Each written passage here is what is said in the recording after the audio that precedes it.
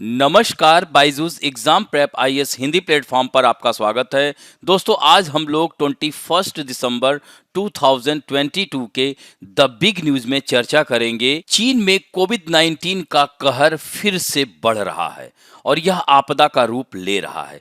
तो हम लोग बात करेंगे कि इसके पीछे कारण क्या है, इसके क्या उपाय हो सकते हैं और भारत इस संदर्भ में क्या कर रहा है। तो दोस्तों, यहाँ पर आप देख सकते हैं कि virus and fear surge in China, what's happening and why. तो China has nearly 1.4 billion people, most of whom are susceptible to infection, यानी यह इन्फेक्शन के लिए अति संवेदनशील है। The rapid spread of COVID-19 could mean very large number of people falling sick at the same time। तो दोस्तों, यहाँ पर आप देख सकते हैं कि चीन कोविड आपदा की ओर अग्रसर है। चीन में कोरोना संक्रमण तेजी से बढ़ रहा है। पिछले कुछ हफ्तों में चीन में कोविड-19 संक्रमणों में वृद्धि ने चेतावनी दी है कि आने वाले महीनों में देश में 10 लाख से अधिक मौतें हो सकती हैं, भले ही आधिकारिक आंकड़े बहुत अलग तस्वीर पेश करते हों। तो इस तरह से आप देख सकते हैं कि महामारी विशेषज्ञ और स्वास्थ्य अर्थशास्त्री एरिक फीगल का अनुमान है कि अगले 90 दिनों में चीन के 60% से अधिक आबादी और दुनिया की 10% आबादी के संक्रमित होने का डर है और तेजी से संक्रमण होने से लाखों लोग की मौत हो सकती है। दोस्तों, इसके पीछे कारण क्या है, यानी चीन में कोविड-19 का उछाल क्यों हो रहा है। तो इसमें सबसे महत्वपूर्ण यही है कि शून्य कोविड रणनीति में ढील, यानी दुर्लभ सार्वजनिक विरोधों के बाद पिछले महीने प्रतिबंधों में ढील देने के बाद से चीन में कोविड मामलों में वृद्धि देखा जा रहा है। उसके बाद से संक्रमण तेजी से फैल रहा है और इस महीने के पहले 2 हफ्ते में दैनिक मामलों की संख्या के नए रिकॉर्ड को छुआ है, जबकि आधिकारिक दैनिक संख्या में कमी आई है। अस्पतालों में भारी भरकम होने, फ्लू की दवाओं की कमी और स्कूलों के ऑनलाइन होने की खबरें भी आ रही हैं। दोस्तों, दूसरा महत्वपूर्ण कारण है कि चीन की आबादी में प्रतिरक्षा का स्तर बहुत कम है। दोस्तों, यह शून्य कोविड रणनीति, जो जीरो कोविड पॉलिसी, सख्त पॉलिसी चीन ने अपनाया हुआ है। इवन ये कहा है कि अगले 5 वर्ष तक यह पॉलिसी अपनाएगा, जिसकी वजह से वहां पर लोगों की इम्यूनिटी कम हो गई है। 80 वर्ष से अधिक लोगों का टीकाकरण बहुत कम हुआ है। तो इस तरह से उनकी प्रतिरक्षा कम होने की वजह से यह केसेस बढ़ रहे हैं।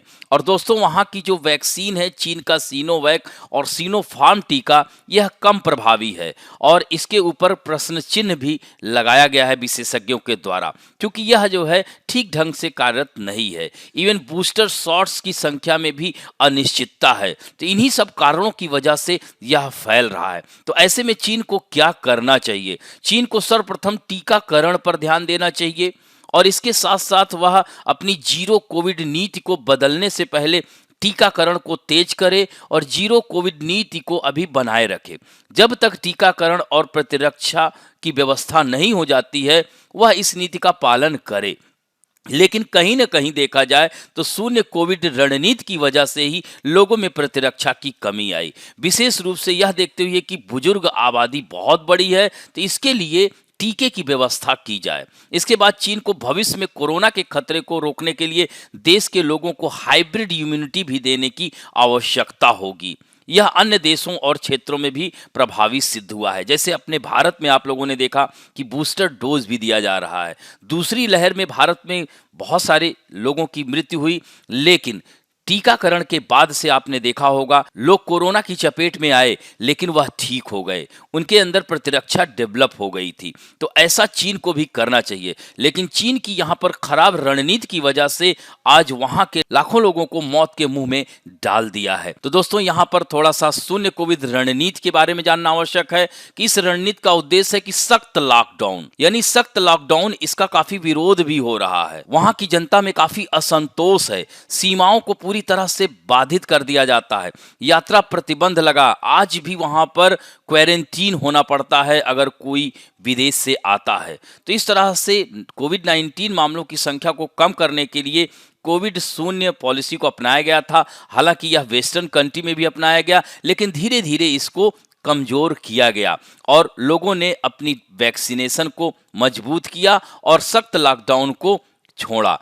लेकिन चीन ने इस नीति को अपनाए रखा, जिसकी वजह से इसने टीकाकरण नहीं किया। उसने कहा कि हमारे विशेषज्ञ इस शून्य कोविड रणनीति के माध्यम से ही इस कोरोना नामक महामारी से लड़ सकते हैं। यही कारण है कि बहुत सारे लोगों को टीकाकरण नहीं हो पाया।